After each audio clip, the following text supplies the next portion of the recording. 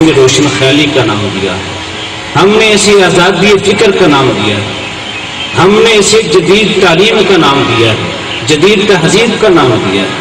لیکن حقیقت یہ ہے کہ یہ ساری چیزیں انسانی معاشرے کو کھوکھلا کرنے والی ہیں، انسانی معاشرے کی بنیادوں کو کمزور کرنے والی ہے۔ انسانی معاشرہ تبھی مضبوط ہوتا ہے، کوئی بھی انسانی معاشرہ تبھی مضبوط ہوتا ہے جب اس معاشرے کے افراد کے درمیان محبت الفت، ایسی محبت و الفت کہ ایک فرد دوسرے کے لیے ایثار اور قربانی کرنے سے دریغ نہ کرے۔ جب تک کسی معاشرے کے افراد میں یہ چیز پیدا نہ ہو جائے، یہ محبت الفت جنم نہ لے کہ ایک فرد دوسرے کے لیے ایثار کرنے والا بن جائے، قربانی دینے والا بن جائے، تو وہ معاشرہ کبھی بھی مضبوط معاشرہ نہیں ہوتا، کبھی بھی وہ معاشرہ کامیاب معاشرہ نہیں ہوتا۔ اس لیے قرآن حکیم نے ہمیں وہ ہدایات دی ہیں جس کے ساتھ کوئی بھی انسانی معاشرہ ایک مضبوط معاشرہ بن سکتا ہے، ایک کامیاب معاشرہ بن سکتا ہے۔ اور ہمارے سامنے ایسی اقوام کی مثالیں بیان ہیں جو اپنے زمانے میں ہر قسم کی ٹیکنالوجی کے مالک تھے، وہ دنیاوی وسائل سے مالا مال تھے، لیکن زوال کا شکار ہو گئی، ان کا نام و نشان اس زمین سے مٹ گیا۔ اور قرآن حکیم نے ان اقوام کے واقعات بیان کر کے امت مسلمہ کو یہ درس دیا کہ اگر تم نے بھی ان اقوام کا انداز اختیار کیا تو تمہارا انجام بھی زوال ہوگا۔ یقیناً یہ قرآن جو میں نے تمہاری ہدایت کے لیے نازل کیا،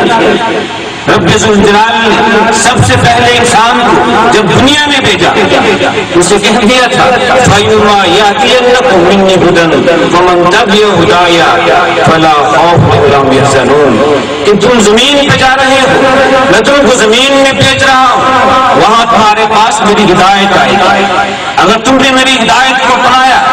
میری تعلیمات کو اختیار کیا، پھر دنیا میں تمہیں کوئی خوف نہیں ہوگا، تمہیں کو غم نہیں ہوگا، تمہاری دنیا بھی کامیاب ہوگی، تمہاری آخرت بھی کامیاب ہوگی۔ لیکن اقوام نے اس حقیقت کو نہ سمجھا، رب ذوالجلال کی تعلیمات اختیار کیا لیکن پھر چھوڑتے گئے۔ قوم نوح تباہ و برباد ہوئی، کس وجہ سے؟ کہ اس نے اپنے مالک کی تعلیمات کو فراموش کر دیا۔ اس لیے کہ انسان کو دنیا میں بھیجا اس لیے گیا تھا کہ اپنے خالق و مالک کی بندگی اختیار کیا۔ قرآن نے، وحی الہی نے، آسمانی کتابوں نے ہمیں یہی بتایا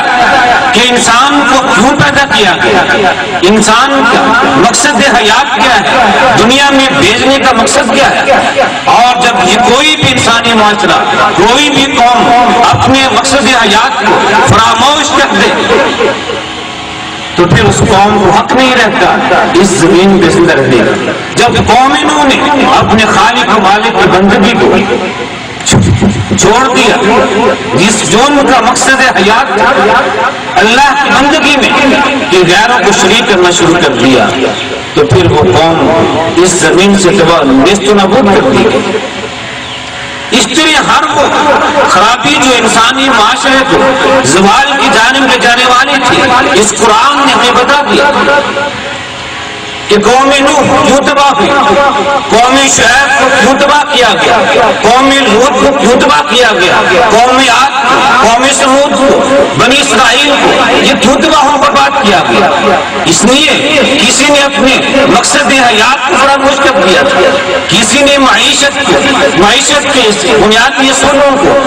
اللہ کو بتائے ہوئے بنیادی اصولوں پر معیشت کو استوار نہیں کیا تھا، کسی نے اخلاق و کردار کو تباہ و برباد کر دیا، اور کسی نے جنسی خواہشات کی تکمیل کے لیے وہ راستے اختیار کیے جو مالک نے حرام قرار کیے تھے۔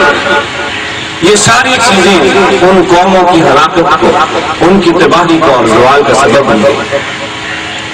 رب جلال قرآن حکیم میں انسانی اقوام کے واقعات کو بیان کر کے ہمیں یہ سمجھایا کہ اگر تم عروج چاہتے ہو، اگر تم ترقی چاہتے ہو، تو پھر تم میری اس تعلیمات کو، اس قرآن کو اختیار کرو، اس تم تعلیمات کو اختیار کرو جو میں نے قرآن حکیم میں اپنی وحی کے ساتھ تم تک پہنچائی ہے۔ کسی بھی انسانی معاشرے کے لیے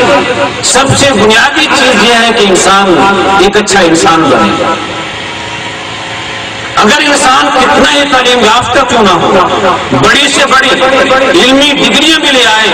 لیکن اس میں انسانیت کے اوصاف نہ پائے جائیں، وہ ایک اچھا انسان نہ بن سکے، تو انسانی معاشرہ نہیں ہوتا بلکہ جنگل کی تصویر پیش کرتا ہے۔ قرآن یہ نہیں کہتا کہ تم ڈاکٹر نہ بنو، قرآن نہیں کہتا کہ تم سائنسدان نہ بنو، قرآن نہیں کہتا کہ تم انجینئر نہ بنو، قرآن کہتا ہے کہ تم اس دنیا کے معاملات کے لیے جون سا علم چاہتے ہو اختیار کرو، جس لائن پہ چلنا چاہتے ہو اختیار کرو، جو فن سیکھنا چاہتے ہو سیکھو، کوئی پابندی نہیں ہے۔ دنیا کے معاملات چلانے کے لیے، دنیا کے امور چلانے کے لیے، دنیا کی ترقی کے لیے جو تم فن سیکھنا چاہتے ہو، جو تعلیم حاصل کرنا چاہتے ہو، تم پر کوئی پابندی نہیں ہے۔ لیکن سارے علوم و فنون کو سیکھنے کے بعد ساتھ ساتھ اپنے اندر انسانیت پیدا کرو۔ اگر تم ڈاکٹر بن جاؤ لیکن اچھے انسان نہ بنو تو پھر تمہاری ڈاکٹری انسانیت کے لیے نقصان دہ ہوگی، فائدہ مند نہیں ہوگی۔ تم سائنسدان بن جاؤ لیکن تمہارے اندر اچھے انسان کے اوصاف نہیں ہیں تو تمہاری یہ سائنس انسانیت کے لیے مفید نہیں ہوگی بلکہ تباہ کن ہوگی۔